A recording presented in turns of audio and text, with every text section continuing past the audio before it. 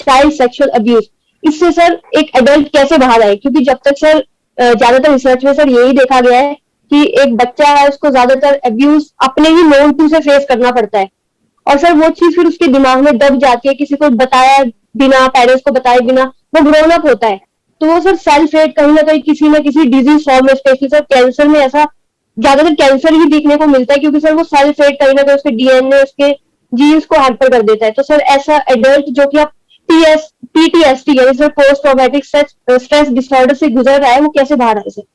Ideally क्या होना चाहिए कि एक पेरेंटिंग सिस्टम ऐसा होना चाहिए कि जहां भी ऐसा कुछ हो या ऐसा कुछ होने से पहले ही पेरेंट्स को बार बार अपने बच्चों को बोलना चाहिए। आजकल तो बेसिकली स्कूल्स में भी सिखाते हैं गुड टच बैड टच, तो ये स्कूल्स में भी होना चाहिए, पेरेंट्स के लेवल पे भी होना चाहिए आइडियली, क्योंकि इस प्रॉब्लम के दो एस्पेक्ट्स है। एक है जो हो चुका है जिनके साथ में, उसकी मैं भी बात करता हूं, लेकिन एक है कि आगे ऐसा ना हो, उसके लिए हम क्या कर सकते हैं। तो एज पेरेंट्स हमारी ये रिस्पॉन्सिबिलिटी बनती है कि अपने बच्चों को ये बात बताई जाए, और ये नहीं कि सिर्फ लड़की को बताई जाए, लड़के को भी बताई जाए, क्योंकि ऐसा कुछ जरूरी नहीं है कि सिर्फ लड़कियों के साथ ही होता है, लड़कों के साथ भी हो सकता है। सो द पॉइंट इज कि बच्चों को प्रॉपरली अवेयर कराया जाए कि देखो ऐसा होता है, इस तरह का गुड टच होता है, इस तरह का बैड टच होता है, और अगर कोई भी तुम्हारे प्राइवेट पार्ट्स पे अगर टच करता है या किसी भी तरह से तुम्हें थोड़ा सा भी लगता है तो इमीडिएटली आकर के हमको बताना, हम एक्शन लेंगे। दैट इज वन, कि पेरेंट्स की और बच्चों की रेपो ऐसी होनी चाहिए कि बच्चा सेफ फील करे, उसको ये लगे कि हाँ मैं अपने पेरेंट्स से जाकर के कोई भी बात कर सकता हूं। बच्चा भी डायरेक्टली नहीं बोलेगा, इनडायरेक्टली हिंट देगा, उसके बिहेवियर में चेंजेस आएंगे, तो पेरेंट्स को ऑब्जर्व करना होगा। तो one role is of parents, second role is of teachers, school system, education system. अब तीसरा एस्पेक्ट आता है इस प्रॉब्लम का, वो है वो बच्चा जिसके साथ में ऐसा कुछ हो गया है और अब वो बच्चा बड़ा हो गया है, तो अब वो उससे कैसे डील करे, क्योंकि वो मेमोरीज बार बार उसको हॉन्ट करती है, अंदर आएगी तो बार बार वो माइंड में रीप्ले होगा, तो वो उससे कैसे बाहर आएगा या आएगी। उसका तरीका ये है कि उसको अपने आप को ये बोलना है कि वो जिसके साथ में ये सब हुआ था, that was a different person. वो कमजोर था या थी, फिजिकली भी, इमोशनली भी, साइकोलॉजिकली भी, उसके अंदर इतनी पावर नहीं थी कि वो जाकर के किसी से लड़ सके। बट आज वो बच्चा बड़ा हो चुका है या हो चुकी है, तो आज उस बच्चे के पास में पावर है।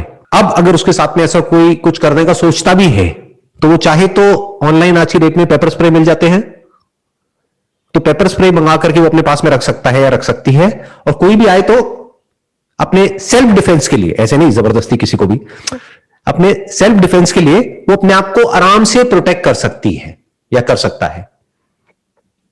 सो अब उसको कैसे देखना पड़ेगा इसको, ये नहीं कि मेरे साथ में ये हुआ, उसको अपने अंदर एक कंपैशन की फीलिंग लानी होगी। उसको काउंसलिंग की जरूरत है, या तो बाहर से कोई बैठ करके 1-on-1 काउंसलिंग करे, या फिर वो खुद अपनी काउंसलिंग करे। वो खुद अपने माइंड में अपने आप को इस तरीके से देखे कि वो जो हुआ वो मेरे साथ में नहीं हुआ, वो एक बच्चे के साथ में हुआ, और वो अकेले उस बच्चे के साथ नहीं हुआ, और भी बहुत बच्चों के साथ हुआ। तो फ्यूचर में किसी बच्चे के साथ ऐसा ना हो, तो उसके लिए मैं क्या कर सकता हूं, दैट इज नंबर 1। 2, कि now I am a different person, I am not the same person any more. अब कोई आकर के तो दिखाए, अब कोई कुछ ऐसा बोल करके तो दिखाए, करना तो बहुत दूर की बात है, देख लूंगा या देख लूंगी। Now I have the power to defend myself. This is a different person and that was a different person, दो अलग अलग है। तो उस बच्चे को एक कंपैशन की तरह देखना है, उसको ऐसे देखना है, बच्चा है, कोई बात नहीं, मुझे उस बच्चे पर प्यार आ रहा है।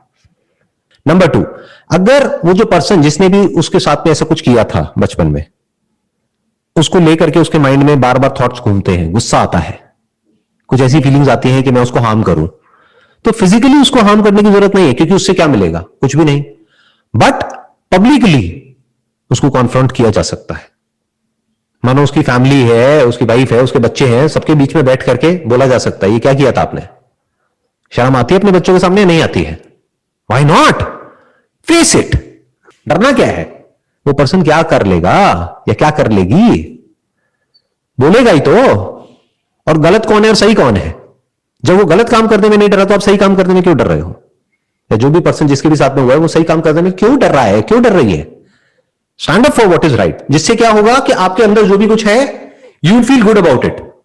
जैसे होता है ना, मन में कुछ है, कि ऐसा नहीं कि मैंने उस बच्चे के साथ में कुछ गलत हुआ और मैं चुपचाप बैठ गई, ऑल्दो वो बच्चा कोई और था, बट मेरा ही एक पास्ट वर्जन था, उसके साथ में हुआ ना, तो उस वक्त उसके अंदर इतनी पावर नहीं थी कि वो उस सिचुएशन को कॉन्फ्रंट कर सके। आज है, आई विल डू इट। जाकर के उसको कॉन्फ्रंट करो, उसको बोलो, उससे पूछो कि क्या किया था आपने, और किस किस के साथ में आपने ऐसा कुछ किया है। आपके बच्चों के साथ भी किया है क्या? ये आपके बच्चे बैठे हैं यहां पर। उससे क्या होगा कि आपके अंदर से ये जो गिल्ट है ये निकल जाएगा पूरी तरह से। मतलब उससे क्या होगा कि ये जो एंगर आपके अंदर पनप रहा है ना, एक बार इस सिचुएशन को आपने फेस कर दिया तो वो हमेशा के लिए निकल जाएगा। अगर आपको लगता है कि सिचुएशन बहुत बिगड़ जाएगी अगर सबके सामने कॉन्फ्रंट किया तो मे भी अकेले में कर सकते हो। साथ में अपना पेपर स्प्रे रखना कि अगर सिचुएशन बिगड़ती है तो you have something to defend yourself. But sir difficulty वहां पे आ जाती है सर, अगर वो कोई अपना ही नोन टू हो और पेरेंट्स उस पर ट्रस्ट कर रहे हो या फिर वो अपना ही कोई क्लोज वन हो, उस समय सर ये बच्चे को ये डर लग सकता है ना सर कि बिलीव मेरे पे करेंगे या फिर उन पे करेंगे, या झूठा भी तो बोल सकते हैं। वो तो पेरेंट्स की प्रॉब्लम है कि वो कैसे रिएक्ट करेंगे। हो सकता है वो बच्चे का साथ दे, हो सकता है उसका साथ दे, जो रिलेटिव है या फ्रेंड है, जो भी है, फैमिली में नोन है। जी सर। हो सकता है उसका साथ दे, हो सकता है अपने बच्चे का दे। That is a different point all together. वो इंपॉर्टेंट है ही नहीं कि वो किसका साथ देंगे किसका नहीं। और आपको कैसे पता कि वो किसका साथ देंगे? हो सकता है वो बच्चे का ही साथ दे, अपना बच्चा है, उनका कोई किराए का बच्चा थोड़ी है, कैसे उठा के थोड़ी लाए हैं। जैसे बोलते नहीं है कि तुम्हें तो बचपन में जैसे भाई बहन आपस में मजाक करते हैं कि तुझे ना कूड़ेदान से उठा करके लाए थे जो मम्मी पापा थे, राइट? तो ऐसे थोड़ी कि कूड़ेदान से लाए हैं उसको। अपना बच्चा है तो उसी का साथ देंगे ना पेरेंट्स, तो किसी और का क्यों देंगे? बट फिर भी मान लेते हैं एक बार को उसका भी देते हैं, तो that's the problem of the parents and that person. तो अकेले में कॉन्फ्रंट करो, कोई बात नहीं, उसको बोलो कि मैंने अभी तक ये किसी को बताया नहीं है, लेकिन आज के बाद अगर आपने मेरे साथ या किसी के साथ ऐसा कुछ करने के बारे में सोचा भी तो मुझसे बुरा कोई नहीं होगा। याद रखना इस बात को। Tell it to that person, make him feel guilt about what he has done. डरने की जरूरत नहीं है। बेसिकली क्या होता है, हम लोगों के अंदर एक कॉन्फ्लिक्ट का डर होता है। क्या होगा? कॉन्फ्लिक्ट ही तो होगा ना, घर में होगा, उसके साथ होगा, हो जाने दो, क्या हो गया? कॉन्फ्लिक्ट से इतना डरते क्यों हो? अंदर भी तो कॉन्फ्लिक्ट ही चल रहा है, उससे बड़ा कॉन्फ्लिक्ट होगा क्या बाहर? अंदर क्या चल रहा है सुबह से रात तक? ये कॉन्फ्लिक्ट ही तो चल रहा है ना। ये रिजेंटफुल फीलिंग्स, एंगर, फ्रस्ट्रेशन, ये सब क्या है? ये कॉन्फ्लिक्ट ही तो है। तो बाहर भी कॉन्फ्लिक्ट होगा, हो जाने दो, उससे बड़ा थोड़ी होगा, संभाल लेंगे। और आप सही की तरफ खड़े हो ना, आप गलत की तरफ थोड़ी हो। This is illegal, this is not just unethical and immoral, this is also illegal. So the law and order system is also standing with you or that person. तो डरने की क्या जरूरत है?